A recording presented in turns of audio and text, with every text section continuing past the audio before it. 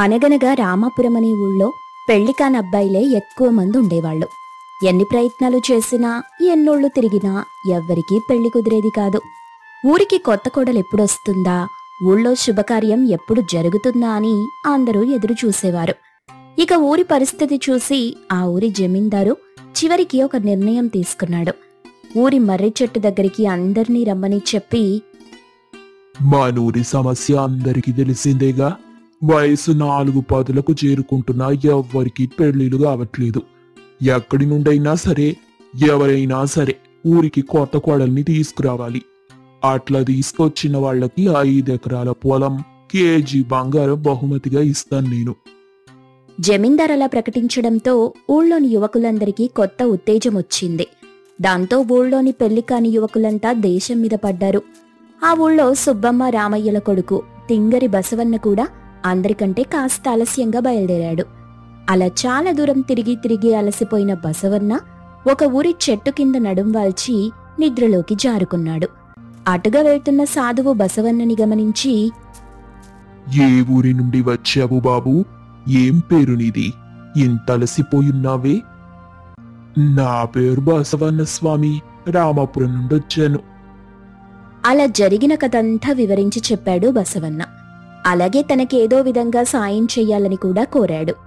1 నిమిషం పాటు ధ్యానంలోకి వెళ్లిన సాధువు కళ్ళు తెరిచి బిగ్గరగా నవ్వాడు. నీ పేరు ఒట్టి బసవన్న కాదుగా, తింగరి బసవన్న కదా. ముందు ఈ అరటి పండు తిను, తర్వాత తూర్పు దిక్కుగా వెళ్ళు. చక్కని చుక్క, చిక్కని దాన, వయ్యారి బామ, కయ్యాల దాన, ఎక్కడ నువ్వు అనుకుంటూ వెళ్ళు. నీకు ఖచ్చితంగా అమ్మాయి దొరుకుతుంది అని సాధువు చెప్పగానే తూర్పు దిక్కుగా వెళ్తాడు బసవన్న. వెళ్తూ వెళ్తూ, చక్కని చుక్క, చిక్కని దానా, వయ్యారి బామ, కయ్యాల దానా, ఎక్కడ నువ్వు ఎక్కడ నువ్వు అనుకుంటూ వెళ్తాడు. శ్యామలాపురంలో ఈడొచ్చిన ఆడవాళ్లంతా ఒక మామిడి చెట్టు కింద చేరి ఆడుకుంటున్నారు. అందులో వనజ అనే అమ్మాయి రూపవతిని చూస్తూ, మా అందరికంటే అందగత్తెవని తెగ సంబరపడుతున్నావు కదే రూపవతి.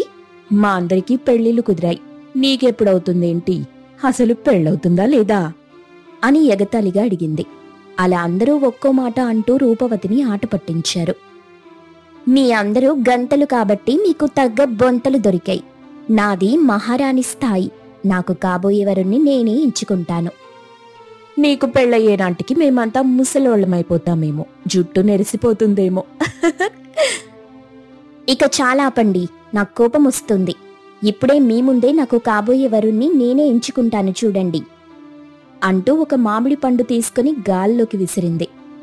ఈ మామిడి పండు ఎవరి మీద పడితే వాళ్ళని రోజే పెళ్లాడతాను అని చెప్పి గాల్లోకి విసిరింది. అది వెళ్లి సరాసరి బసవన్న నెత్తిమీద పడింది. ఇక తనపై ఏదో పడిందని అరుస్తూ బసవన్న, అమ్మో, నన్నెవరో చంపేస్తున్నారు. నా నెత్తి పగలగొట్టిన వాడి మూతి పగలగొడతాను. ఎవడ్రా? ఎవడు? దమ్ముంటే నా ముందుకు రండిరా అనుకుంటూ చెట్టు దగ్గరికొచ్చి అక్కడున్న అమ్మాయిల వైపు కోపంగా చూస్తాడు. ఇక రూపవతి కాస్త సిగ్గుపడుతూ బసవన్న దగ్గరికొచ్చి చెయ్యి పట్టుకుని లాక్కెళ్ళింది. తన తల్లిదండ్రులకి విషయం చెప్పింది. ఇక రూపవతి బసవన్నకు పెళ్లి చేసి పంపించారు వాళ్ళ తల్లిదండ్రులు. బసవన్నకు పెళ్లైన విషయం రామాపురంలో కూడా తెలియడంతో జమీందారు స్వాగత ఏర్పాట్లు చేశాడు. రూపవతి అందాన్ని చూసి ఎవ్వరికీ నోట మాట రాలేదు. ఊరివాళ్లంతా తన అందాన్ని చూసి అసూయపడ్డారు. తనంత గొప్పది ఆ ఊళ్ళో లేదని తెలియడంతో రూపవతికి ఉన్న పొగరు రెట్టింపయ్యింది. ఆ రోజు రాత్రి సుబ్బమ్మ అందరికీ భోజనం వడ్డించడానికి పిలిచింది. నాన్నా, చక్కని అమ్మాయిని నాకు కోడలిగా తీసుకొచ్చావు. నాకు చాలా సంతోషంగా ఉంది. ఇదిగో అన్నం వడ్డిస్తాను, తిను. అమ్మా, నాకు ఈ రోజు నుండి కాస్త ఎక్కువ భోజనం కావాలి. అలాగే లేరా, తిను. ఏమా రూపవతి, నీకు వడ్డించమంటావా? మీరు పెట్టకండి, ఆగండి, నేనే పెట్టుకుంటాను. అయ్యో మా తల్లే, ఎంత గౌరవం, ఎంత గౌరవం. నేనొడ్డిస్తాన్లేమ్మా, కమ్మగా తిను. గౌరవం కాదు, గడిద గుడ్డు కాదు. మీ నల్లని చేతులతో తెల్లని అన్నాన్ని వడ్డిస్తే అది మాసిపోదు. అందుకే మీరు వడ్డించకండి, నేనే వడ్డించుకుంటా అని అత్తరంగుని హేళన చేసింది. సుబ్బమ్మ కళ్లలో నీళ్లు తిరిగాయి. కొడుకు బసవన్న వైపు చూసింది. బసవన్నకి ఏం చెయ్యాలో అర్థం కాలేదు. ఎటువైపు మొగ్గాలో తెలియక నెత్తిగోక్కుంటూ ఉండిపోయాడు. ఇంతలో బసవన్న, ఇందులో నన్ను ఇరికించొద్దు. మీరు చూసుకోండి. నేను కడుపు నిండా తినాలి. అవును మరి, ఇరికిస్తే ఇరికెంత సన్నగా ఉన్నావా నువ్వు? 3 అడవి పందుల మనిషివి. నీకు తినడం తప్ప ఇంకేం తెలియనట్టే ఉంది అని కసిరింది. ఆ మాట సుబ్బమ్మని మరింత బాధపెట్టింది. రాత్రి అరుగుమీద భర్తతో కలిసి కూర్చొని బాధపడింది. ఏంటండి, కోడలు చాలా పొగరబోతులా కనిపిస్తుంది. చూడు సుబ్బమ్మ, కోడల్ని ప్రేమతోనే గెలవాలి. తన పొగరుని ప్రేమతోనే తుంచాలి. ఇట్లా నువ్వు బాధపడితే ఎటాగే? నీ కొడుకు పిచ్చోడు. ఆణ్ణి చూసైనా నువ్వు నీ బాధ నాపి ఏం చెయ్యాలో ఆలోచించు. ఇక మరుసటి రోజు తన కోడల్ని చూడ్డానికి ఇరుగు పొరుగు వాళ్ళొచ్చారు. వాళ్లందర్నీ కూర్చోబెట్టి కోడల్ని పిలిచింది సుబ్బమ్మ. రూపవతి వచ్చి కూర్చుంది. పక్కింటి శారదమ్మ, పేరుకు తగ్గట్టే చక్కగా ఉన్నావే తల్లి. నువ్వు మా ఊరికొచ్చి అదృష్టాన్ని కూడా పట్టుకున్నావు. ఏ పేరుతో ఉన్నా నేనింతే అందగత్తెని. అంతేకాదు, ఇక్కడికొచ్చాక నాకేం అదృష్టం పట్టలేదు. నేను పుట్టిందే అదృష్టంలో. పెద్దవాళ్లతో మాట్లాడే తీరేనా ఇది? ఏం పద్ధతమ్మా ఇది? ఎందులో పెద్ద మీరు? వయసులో పెద్దయితే సరిపోదుగా. తెలివిలోనూ తెగువలోనూ నేనే మీకంటే పెద్దదాన్ని. మీవి మట్టి బుర్రలు. మీ పని మీరు చూసుకోపోండి అని కసిరింది. వచ్చిన వాళ్లంతా గొనుక్కుంటూ వెళ్ళిపోయారు. సుబ్బమ్మ ఒక్క మాట మాట్లాడలేదు. మౌనంగా ఉండిపోయింది. బాధని దిగమింగుకుంది. కోడలి ప్రవర్తన తన మామ రామయ్య గమనిస్తూనే ఉన్నాడు. కాని ఏ రోజు పల్లెత్తు మాట అనలేదు. అలా 2 ఏళ్లు గడిచాయి. ఇంతలో జమీందారు ఆ కుటుంబాన్ని మొత్తం పిలిపిస్తాడు. పెళ్ళై ఇంతకాలం గడిచినా శుభవార్త వినపడలేదే? ఏం సుబ్బమ్మ, వీళ్ళు అన్యోన్యంగానే ఉన్నారా? ఏదైనా సమస్య? ఇంకా పిల్లలు కలగలేదే? కారణమేమై ఉంటుంది? అయ్యో, బాగున్నారయ్యా. చక్కని మనసున్న పిల్ల నా కోడలు. మమ్మల్ని సంతోషంగా చూసుకుంటుంది. అత్త చెప్పిన సమాధానం విని ఆశ్చర్యపోయింది రూపవతి. మనసులో కోపం పెట్టుకుని ఏం నటిస్తున్నావత్తా? నువ్వు చాలా మాయలాడివి. మాటలతోనే అందర్నీ పడగొట్టేస్తావు.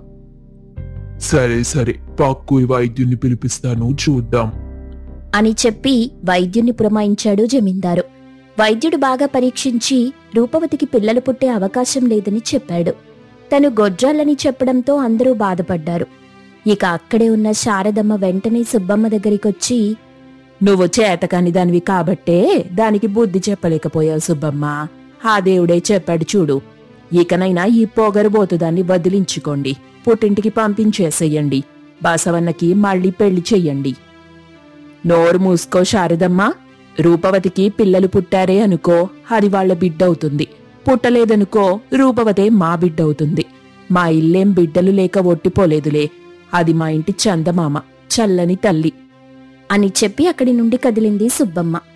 తన అత్త మాట్లాడిన మాటలకి రూపవతి కళ్లలో నీళ్లు తిరిగాయి. అత్తపై ప్రేమ మొదలైంది. తనలో ఉన్న పొగరు కన్నీళ్లతో పాటు రాలిపడిపోయింది. ఇంటికొచ్చి మౌనంగా కూర్చుంది రూపవతి. మామ రామయ్య తన దగ్గరికొచ్చి, చూడమ్మా, అందం లాంటిది కాదు మనసు. ఆ రోజు నీ అత్తని నల్లని చేతులు అన్నావు కదా. ఆ నల్లటి చేతులే మట్టిలో నుండి తెల్లని అన్నాన్ని పుట్టిస్తాయి. మట్టి బుర్రలు అన్నావు కదా. ఆ మట్టి బుర్రెల శ్రమలో నుండే పంటలు పండుతాయి. అలా రామయ్య మాటలు పూర్తి కాకముందే రూపవతి మావయ్య కాళ్ల మీద పడింది. తన తప్పు తెలుసుకుని క్షమాపణ అడిగింది. అయ్యో పిచ్చి తల్లి, నువ్విలా బాధపడాలని నేను చెప్పట్లేదమ్మా. నువ్వు మా బంగారు తల్లివి. ఆడపిల్ల కొద్దిపాటి పొగరుతోనే ఉండాలమ్మా. అయితే అది నలుగురిని సంతోషపెట్టాలి, బాధ పెట్టకూడదు. నీలో మార్పొచ్చింది, నాకంతే చాలు. అలా రూపవతిలో వచ్చిన మార్పుతో కుటుంబమంతా ఆనందంగా ఉంది. 6 నెలల తరువాత ఇంట్లో శుభవార్త వినిపిస్తుంది. రూపవతి గర్భవతి అని అందరికీ తెలుస్తుంది. అందరూ ఆశ్చర్యపోయారు. అప్పుడు జమీందారు కల్పించుకొని, గొడ్రాలైన రూపవతి గర్భవతి ఎలా అయ్యింది? ఇదే కదా అందరి అనుమానం. అయితే ఆ అనుమానాన్ని తీర్చే సమయం వచ్చేసిందిలే. ఇదిగో రామయ్య, నువ్వే చెప్పు మరి. నా కోడలికి పొగరని తెలుసు. ఎలాగైనా తనలో ఆ పొగరబోతుతనాన్ని మటుమాయం చేయాలనుకున్నాను. అందుకే జమీందారు గారితో నాటకం ఆడించాను. నేను చెప్పినట్టు ఆ వైద్యుడు చేయడంతో అందరికీ రూపవతి గొడ్రాలని తెలిసింది. ఆ ఘటన తర్వాత రూపవతిలో మార్పు వచ్చింది. తన అత్త మమ్మల్ని సంతోషంగా చూసుకుంటుంది. ఇప్పుడు తను తల్లి కూడా కాబోతుంది. నిజంగా నాకు సరైన బుద్ధి చెప్పారు. నాలోని పొగరుపోతుతనాన్ని మటుమాయం చేసేశారు. మీ వల్ల నేను కొత్త జీవితాన్ని పొందాను. మీ రుణం తీర్చుకోలేనిది. ఆనందంగా ఉంది అంటూ రూపవతి తన భర్త బసవన్నతో కలిసి నవ్వుకుంది. అక్కడున్న వాళ్లంతా ఆ విషయం తెలిసి వాళ్లు కూడా హాయిగా నవ్వుకుంటారు. ఇక ఆ ఊళ్ళో చాలా రోజుల తరువాత ఒకరు గర్భవతి అని తెలిసి సంబరాలు చేసుకుంటారు ఊళ్ళోని వాళ్ళు.